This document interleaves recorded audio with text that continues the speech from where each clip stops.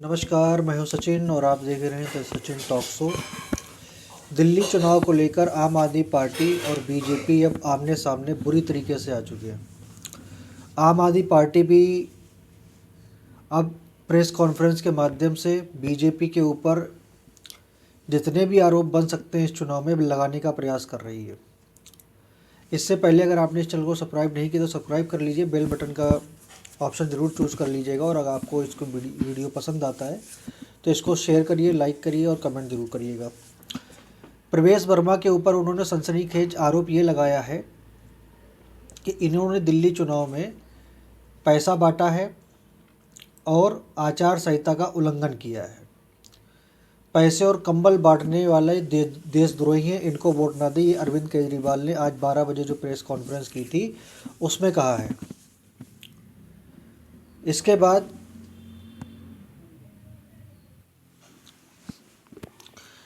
बाद उन्होंने ये भी आरोप लगाया कि अगर आम आदमी पार्टी का कोई भी, उन्होंने जनता से ही संबोधन किया, मीडिया के माध्यम से बताया कि जनता का कोई आदमी या आम आदमी पार्टी का कोई भी नेता अगर इस तरीके की कोई हरकत करते पाया जाता है तो आप कृपया आम आदमी पार्टी को वोट ना दें। आज उन्होंने इस बात की तस्दीक कर दी कि जो काम प्रवेश वर्मा ने किया है चुनाव के दौरान, वो काम अगर आम आदमी पार्टी का बंदा कोई करे तो आप आम आदमी पार्टी को वोट मत दीजिएगा।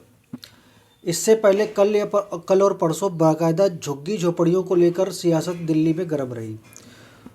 अब झुग्गी झोपड़ियों की कहानी ये कही जा रही है बीजेपी की तरफ से और उपराज्यपाल की तरफ से कि अरविंद केजरीवाल ने जितना भी 10 साल में झुग्गी झोपड़ियाँ थी, कांग्रेस ने उन झुग्गी झोपड़ियों को बसवाया था, आम आदमी पार्टी ने उन झुग्गी झोपड़ियों को ख़त्म कर दिया, मतलब उनको मकान नहीं दिया और वो इधर उधर कहीं चले गए।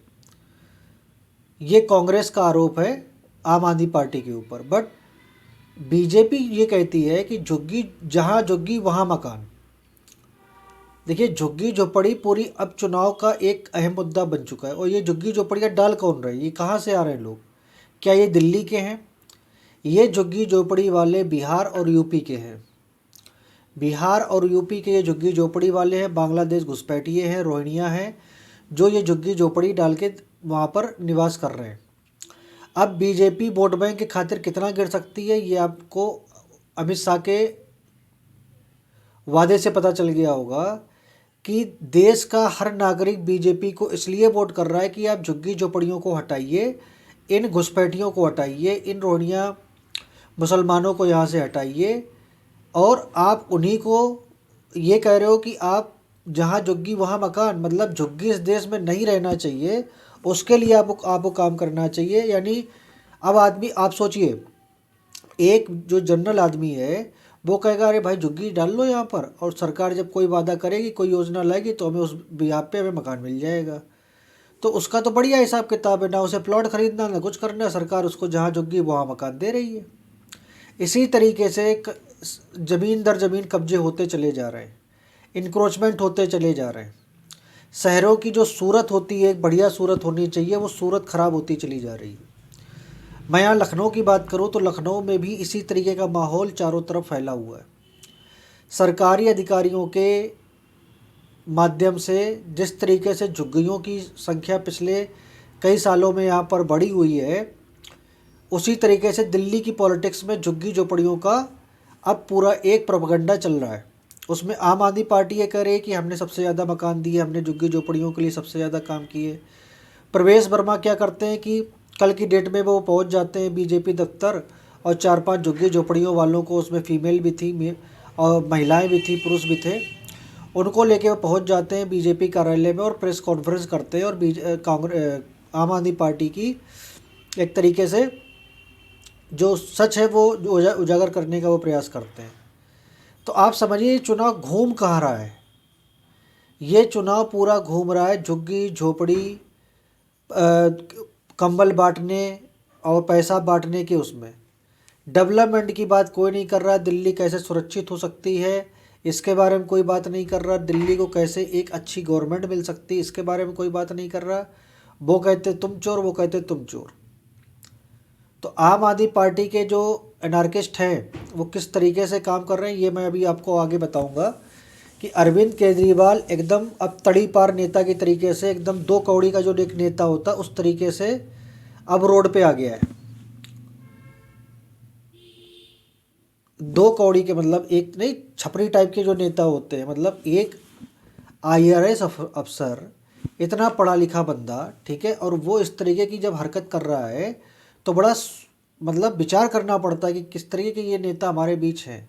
एक पूर्व मुख्यमंत्री, एक IRS अफसर, वो इस तरीके की बात और अधिकारियों को संबोधन किस तरीके से करते हैं, वो कर रहा था, वो DM ऐसा था, मतलब एक सम्मानजनक भाषा की तो बात छोड़िए, इतनी गंदी भाषा का प्रयोग अरविंद केजरीवाल करते हैं कि इनकी पढ़ाई लिखाई और इनके पारिवारिक चरित्र के बारे में बड़ा लगता है कि किस तरह के इनके संस्कार इनके माँ बाप ने इनको दिए। तो मैं पर्सनल उस पर नहीं जाऊंगा, ये तो जनता को तय करना है दिल्ली के चुनाव में कि इस आदमी को अगली बार मुख्यमंत्री या इसकी सरकार लानी है नहीं लानी है। लेकिन जहाँ तक बीजेपी की बात है, बीजेपी भी इस समय बैकफुट पे कहीं ना कहीं नज़र आ रही है। वो आरोप लगाने के सिवाय और कुछ नहीं कर पा रही है। अगर मैं बताऊं कि ग्राउंड पे रियलिटी थोड़ी अलग साबित हो रही है दिल्ली चुनाव में। बीजेपी आम आदमी पार्टी को बेनिफिट मिल रहा है CM पद ना होने का, मतलब CM पद पर उम्मीदवारी ना होने का एक फ़ायदा बीजेपी को आम आदमी पार्टी को मिल रहा है।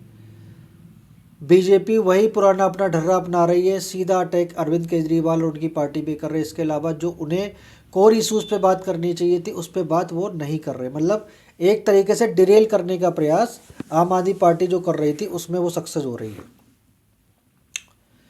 प्रवेश वर्मा, रमेश बिदूड़ी, इनके इर्द गिर्द ये चुनाव चल रहा है।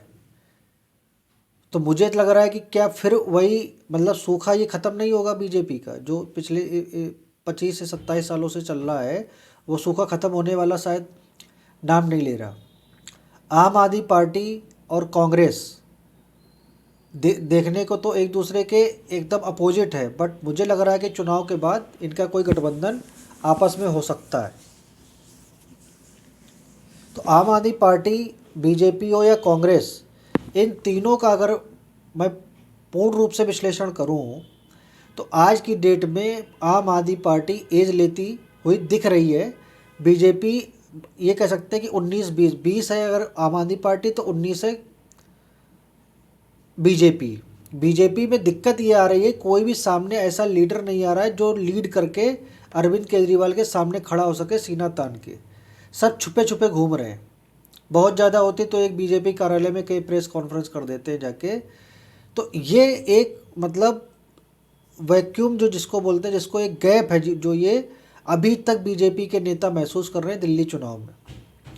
ऐसा और किसी चुनाव में नज़र नहीं आता, ना महाराष्ट्र में, ना मध्य प्रदेश में, ना ही उत्तर प्रदेश में, ना ही उत्तराखंड में। वहाँ पर एक फेस दे दिया गया है बीजेपी की तरफ से, बट दिल्ली में बड़ा दिक्कत ये आ रही है कि कोई भी फेस सामने आने को तैयार नहीं भी है और बीजेपी प्रोजेक्ट भी नहीं कर रही, जिसका कारण ये है कि बीजेपी को जो इस समय मतलब बहुत अच्छी पोजीशन थी बीजेपी की, अगर वो चाहती तो इस चुनाव में अच्छा प्रदर्शन कर सकती थी। बट बीजेपी के अंदर ही नेता इतने बटे हुए हैं कि आम आदमी पार्टी को इसका लाभ होता, मतलब एक तरीके वॉकओवर देते हुए नज़र बीजेपी के नेता आ रहे हैं। अब इसमें आने वाले समय में देखते हैं अरविंद केजरीवाल को काउंटर करने के लिए किस तरीके से अमित शाह और नरेंद्र मोदी और JP नड्डा की तो छोड़ दीजिए, वो तो खाली सिग्नेचर अथॉरिटी है बीजेपी में, बट मैं अमित शाह और नरेंद्र मोदी की बात कर रहा हूँ कि देखते हैं कि आने वाले समय कितना और पारा चढ़ता है इनका।